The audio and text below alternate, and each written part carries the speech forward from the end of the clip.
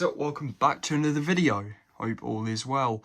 Today I've got a very special video lined up for you. Today we're going to be taking a look at the Revell 1/72 scale. I feel very bad for saying this, but this is my first ever model Lancaster kit.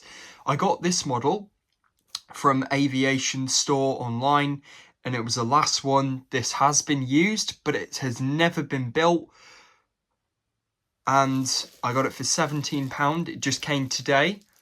And let's unbox it. Well, first of all, you gotta love the sound of bubble wrap. And for those people who are like, why are you unboxing an old kit? Well, I love kits with features, so yeah. This is from 1980 something. So the box does have a bit of wear, but overall it's not that bad. That's where I ordered it from. I'm not gonna turn it over because that's got all my legal information, but just look at this box art. If you were a kid in the 80s, you would definitely buy this. So Lancaster, AVRO Lancaster Mark 1. Pause that if you want to read. And on the side, 425. I've been hunting this kit down for ages, and the fact that I finally got this, oh, it's just gorgeous. You'll understand why I want this model kit so bad.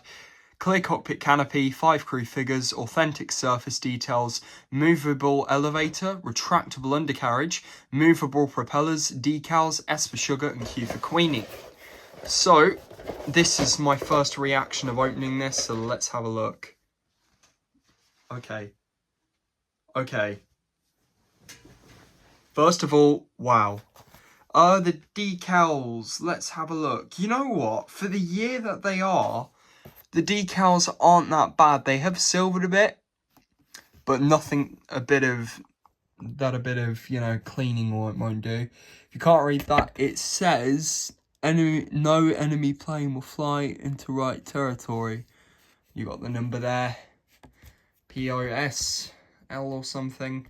Got the roundels. So the fact that everything is here, well, that's just icing on the cake. At least I know that the decals are okay. Yeah.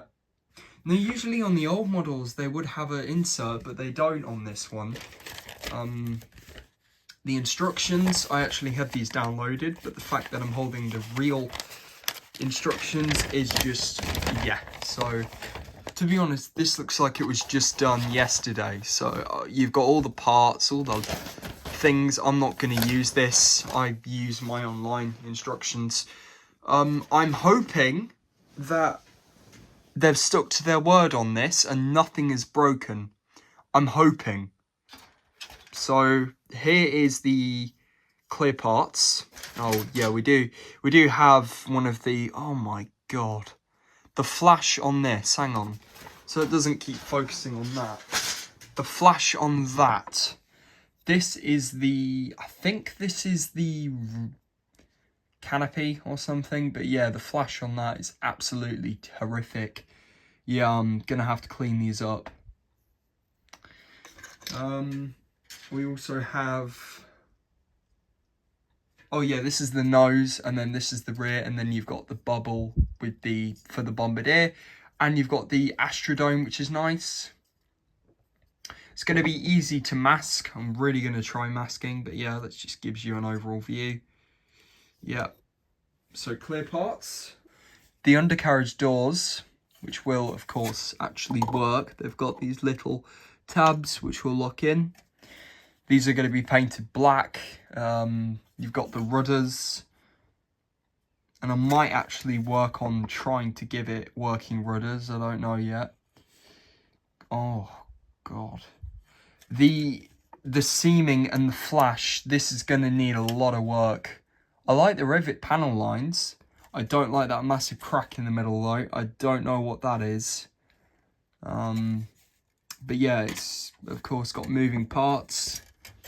Yeah, lots of sanding though, and lots of getting rid of the seam lines. So this is going to be a really interesting kit to work on. But yeah, that's the wingspan. So it's going to be quite big.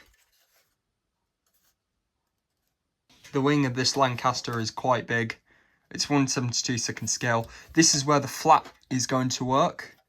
And then you've got, you know, the flap there. And then the bomb bay comes pre-molded with bombs. I did actually want an option to have, you know, the bombs actually inside of the aircraft. And I guess, you know, I can't really go wrong. I mean, this is as it's going to be, so they're okay. They're not the best moulding, but, you know, it's the authentic experience. I think there's 3, 6, 9, 12, 15 bombs, which I don't believe the Lancaster carried, but I know it carried some. But it would have been nice to, you know, I mean, you could snip these off if you want, but don't, because it's going to ruin it. But really cool. And the wing, oh my gosh. And the big thing about the Lancaster is the model, does the model have a dihedral wing? Yes, it does. So that's nice. Okay, I'm just double checking. Nothing has been taken off of the sprue. And usually with these model kits, the propellers are all broken off.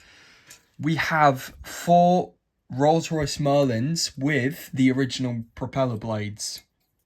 And a lot of flash. We have, my heart nearly stopped then, but that's the landing gear. And then that's one of the struts. The wheels are bloody massive. But for a Lancaster, I guess they have to be. There is a little thing missing here, so I don't know if that's come off in the box.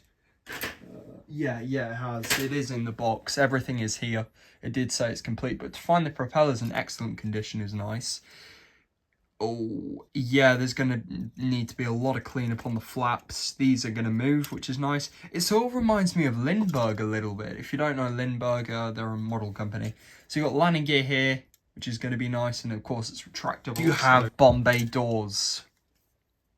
You have a bomb bay doors. How cool is that? So these are, of course, have little nibs on the end, which you do not want to cut off.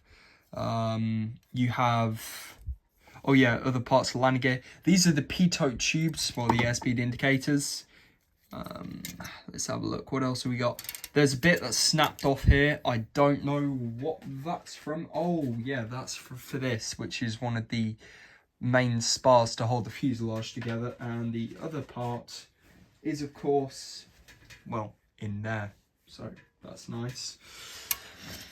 You've got the landing flaps, which was a nice addition. Didn't have to include that, but, you know, this is an old kit, so you had to have as many features as bloody possible. The tail wheel, which will spin. I can already tell it's going to be a hell of a fun ride. And this one doesn't have the HS2S radar, or HS2S radar. It doesn't have that. But instead it is the fairing, which is correct. The machine guns, oh my god, they are terrible. There was no rifling on them at all, so they're just going to be painted silver or whatnot. Yeah, the flash is just horrific. What else do we have? Oh yeah, you actually have 5 crew figures. So I believe this is your pilot. Can we actually take one out? I want to try and have a look at the figures and just see how bad they are. I can't even see that. For the time scale, this is definitely the pilot. I know that. This is definitely the pilot. It's got some nice detail. You can't really see it, but he's holding a joystick with a control yoke. And then this is the flight engineer, who is also holding a yoke, which is incorrect. You've got 3 gunner figures. They are all exactly the same. Yeah, look at their ugly mugs. But yeah, and this, I think, is the... Yeah, that's the thing there. The pilot's seat is there. So I'm definitely going to have to add some stuff to there. So, yeah, this is the fuselage. So you got your windows. It's going to be a big kit. You're going to have the nose. God, this model's going to need a lot of work. A lot of work. And the fact that everything came on the sprue, I was a bit skeptical when I first got the model, but as you can see, yeah, that's where your parts are going to go in. and you've got the engine couplings, and this is where the model shines. These little raised marks there are how the landing gear retract. So it's going to be really interesting. But yeah, a lot of sanding is going to be needed to be done. So that was the unboxing and review of the Revell 1/72 scale AVRO Lancaster Mark 1. Hope you guys enjoy, take care, and I will see you in the next one.